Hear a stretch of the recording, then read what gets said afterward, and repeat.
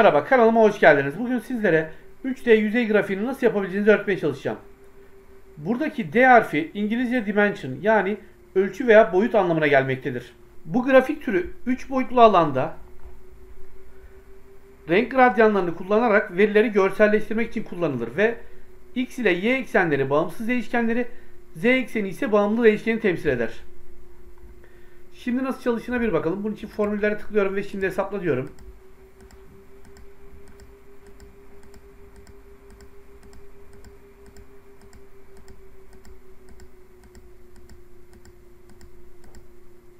Şimdi yapım aşamasına geçebiliriz. Bunun için şu alanı alıyorum, kopyalıyorum. Sayfa 2'de şuraya özel yapıştır değerleri, özel yapıştır biçimleri diyorum. Şunları daraltacağım.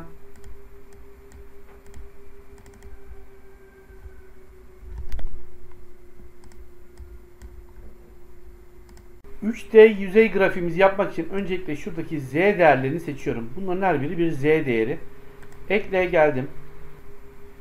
Grafiklerin buradan tüm grafikleri seçiyorum ve yüzeyi seçip şunu seçeceğim. Tamam diyorum. Şunu biraz büyütelim. Şimdi şuradan grafiğimizi düzenleyelim. Buradan grafik başlığını bir kaldıralım.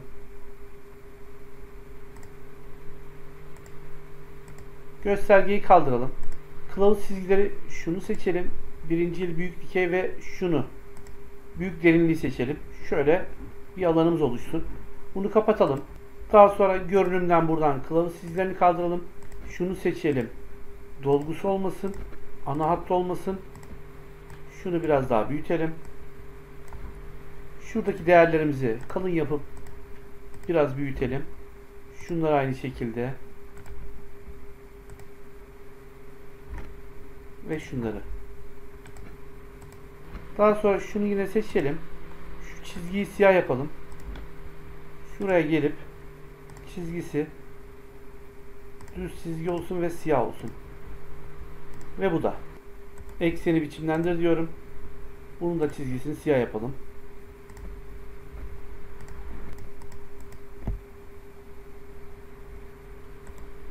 Kılavuz çizgilerimiz de çizgisini siyah yapalım. Aynı şekilde şunları da ve şunları.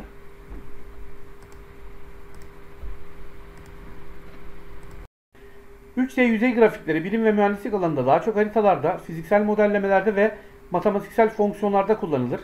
İş ve ekonomi alanında ise pazar analizleri ve finansal modellemelerde, coğrafi bilgi sistemlerinde arazi analizleri ve çevre bilimleriyle, bilgisayar grafikleri ve animasyon alanında oyun geliştirme ve film sektöründe kullanılmaktadır. Datamızdaki görüntü sizi aldatmasın. X yatay, Y dikey gibi gözüküyor ama X şu şekildedir yönü. Y'nin yönü bu tarafadır. Z'nin de ise şu şekilde derinlik gösterir. Yani Y, X ve Z şeklindedir. Burada X yatay gibi görünüyor ama aslında şunları ifade ediyor. Yani dikeyleri. Y ise yatayları ifade ediyor. Z de şuradaki alan derinlikleri ifade ediyor. Şimdi grafiğimizi çalıştıracak formülasyonu yapalım. Şuraya geliyorum. Shift eşittir. Rastgele arada eksi 10 ile artı 10 arasında. Bunu sağ tarafa doğru çektiriyorum. Şunu Ctrl C. Bunu da aşağı doğru çektiriyorum. Ctrl D ile. Şuraya geliyorum. Shift eşittir. C5 çarpı E3 diyorum.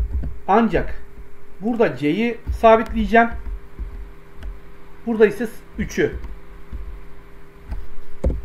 Bunları sağ tarafa doğru çektiriyorum. Ctrl R. Aşağı çektiriyorum. Ctrl D.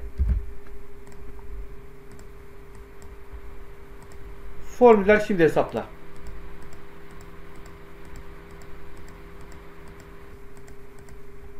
Bu video ile ilgili anlatacaklarım bu kadar. Verdiğim bilgileri sizlere faydalı olacağına inanıyorum. Kanalıma abone olup bildirimleri açmanız halinde bundan sonrasında yayınlayacağım faydalı paylaşımlardan haberdar olabilirsiniz. Beni takip edip çalışmalarımı izlediğiniz için teşekkürler.